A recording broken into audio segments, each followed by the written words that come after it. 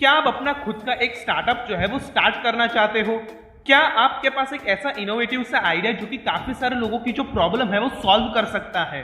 तो यहाँ पर मैं आपको बता दूं कि यहाँ पर अगर आपके पास फंड नहीं है उतना ज्यादा आपके पास पैसा नहीं है ताकि आप स्टार्टअप को स्टार्ट कर सके, तो यहाँ पर गवर्नमेंट ऑफ इंडिया की तरफ से एक ऐसी स्कीम है जो कि यहाँ पर आपको स्टार्टअप के लिए जो है फंडिंग करेगी। क्या है उस स्कीम की सारी डिटेल्स जानने वाले हम आज के इस वीडियो में, तो इस वीडियो के अंत तक जरूर बने रहिएगा। तो चलिए अब एक भी मिनट गवाए बिना लेट्स स्टार्ट द वीडियो।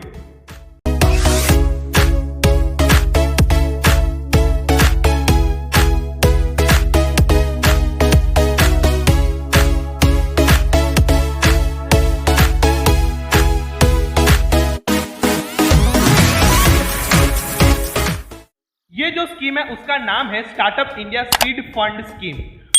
ये जो स्कीम है उसके लिए आपको नए बैंक्स के चक्कर काटने पड़ेंगे, नए आपको गवर्नमेंट ऑफिस के जो चक्कर है वो काटने पड़ेंगे। आप बस इस स्कीम को क्या है ऑनलाइन जाकर इसके लिए रजिस्ट्रेशन करके इस स्कीम के अवेल कर सकते हो। लेकिन उससे पहले हम जानते हैं इस स्कीम की सारी डिटेल्स, तो इस वीडियो के अंत तक जरूर बने रहिएगा। तो चलिए यहाँ पर शुरू करते हैं इस वीडियो को और जानते हैं कि यहाँ पर अगर आपके पास एक इनोवेटिव सा आइडिया है लेकिन आपके पास इतना पैसा नहीं ताकि आप उस इनोवेटिव आइडिया को जो है वो स्टार्ट कर सको, तो यहाँ पर गवर्नमेंट ऑफ इंडिया ने क्या किया है, यहाँ पर आपके लिए स्टार्टअप इंडिया सीड फंड नामक एक स्कीम जो है वो शुरू कर दी गई है। तो यहाँ पर गवर्नमेंट ऑफ इंडिया ने यहाँ पर इसका जो टोटल बजट है वो यहाँ पर सेट कर दिया है। ₹945 करोड़ का जो बजट है वो यहाँ पर इसको अलॉट किया गया है।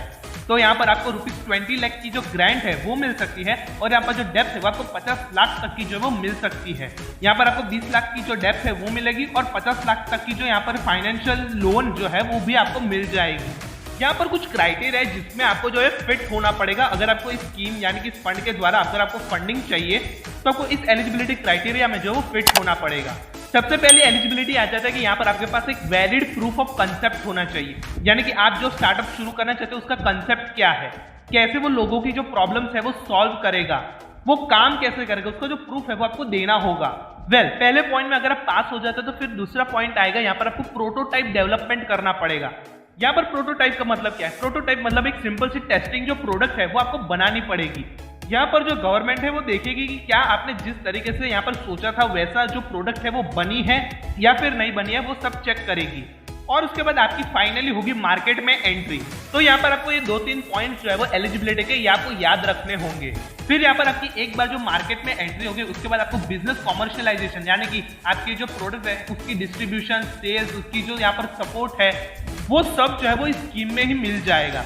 कैसे मिलेगा इस वीडियो के अंत तक बने रहेगा, हम सब कुछ इन डिटेल बताएंगे आपको। अब यहाँ पर सवाल उठता है कि कौन से स्टार्टअप जो है वो इस स्कीम में एलिजिबल माने गए हैं। तो यहाँ पर मैं आपको बता दूं DPIIT यानी कि department for promotion of industrial and internal trade, उनके द्वारा जितने भी रिकॉग्नाइज किए गए सेक्टर्स है, अगर आपके जो वहाँ पर जो स्टार्टअप है वो उनके ऊपर डिपेंड करता है तो यहाँ पर आप जो है वो यहाँ पर एलिजिबल माने जाओगे।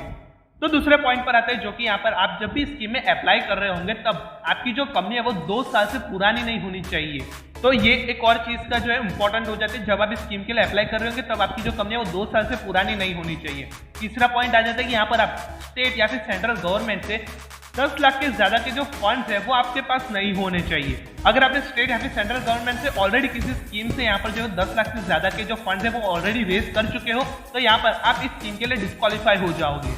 तो एक और चीज इंपॉर्टेंट हो जाती है। यहाँ पर मैं आपको एक और चीज बता दूं, एक और पॉइंट यहाँ पर मैं आपको बता दूं, जब भी आप इस स्कीम में अप्लाई कर रहे होंगे तब आपकी जो यहाँ पर स्टार्टअप है उसके अंदर इंडियन प्रमोटर्स की जो शेयर होल्डिंग है वो 51% या फिर उससे ज्यादा की होनी चाहिए, तभी आप इस स्कीम के लिए एलिजिबल माने जाओगे।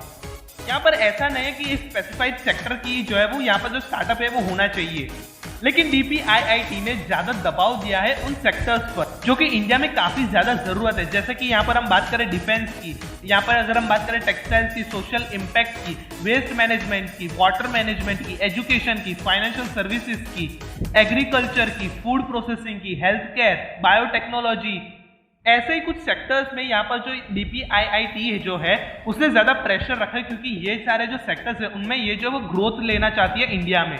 यहाँ पर मैं आपको बता दूं, यहाँ पर आपको जो ग्रांट या फिर लोन जो है वो आपको एक ही बार मिलेगी, तो उसका जो है उस चीज का जो है वो ध्यान रखिएगा। अब यहाँ पर हम बात करते हैं कि यहाँ पर हमें 3 स्टेजेस मिल जाते हैं, जो कि है यहाँ पर हमें वैलिडेशन प्रूफ की, प्रोटोटाइप डेवलपमेंट की और यहाँ पर हमारा एक और चीज हो जाती है जो कि है प्रोडक्ट ट्रायल की। तो वेल यहाँ पर आपको जो आइडिया है उसे यहाँ पर आपको एक प्रोडक्ट में कन्वर्ट करने के लिए गवर्नमेंट जो है वो आपको 20 लाख तक की जो ग्रांट है वो देती है। यानी कि आपका यहाँ पर एक सवाल क्लियर होगा कि यहाँ पर हमारा जो प्रोडक्ट बनाने का जो कॉस्ट है वो हमारा होगा या फिर गवर्नमेंट का। तो मैं बता दूं 20 लाख के जो यहाँ पर जो ग्रांट्स है वो गवर्नमेंट की तरफ से इस स्कीम में ही मिल जाएंगे। वेल यहाँ पर आपके ये जो 3 स्टेप्स है वो क्लियर हो गए और 3 स्टेप्स पर आते हैं जो कि है मार्केट की में एंट्री बनाना, कॉमर्शियलाइजेशन करना और तीसरा है बिजनेस को स्केल अप करना। तो यहाँ पर क्या होगा, यहाँ पर जो गवर्नमेंट है वो आपको 50 लाख तक की जो डेप्थ है वो यहाँ पर आपको देगी इस स्कीम के द्वारा। यानी कि बस आपके पास एक इनोवेटिव आइडिया होना चाहिए, बाकी जो पैसा है वो गवर्नमेंट आपको देगी। तो आशा करता हूँ कि ये जो स्कीम है वो आपको समझ में आ गई होगी। लेकिन अब यहाँ पर हम समझते हैं कि इस स्कीम को अप्लाई कैसे करना है।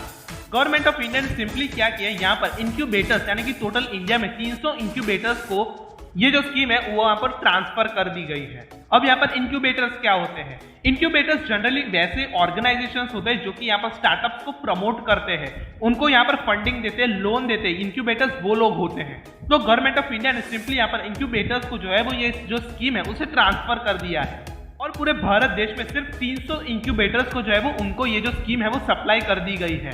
अगर हम बात करें एक इंसान की, तो एक पर्टिकुलर पर्सन जो है वो 3 इंक्यूबेटर्स, मैक्सिमम 3 इंक्यूबेटर्स से जो है उनमें अप्लाई जो है वो कर सकता है। लेकिन उसे जो फंडिंग है वो एक इंक्यूबेटर ही दे सकता है।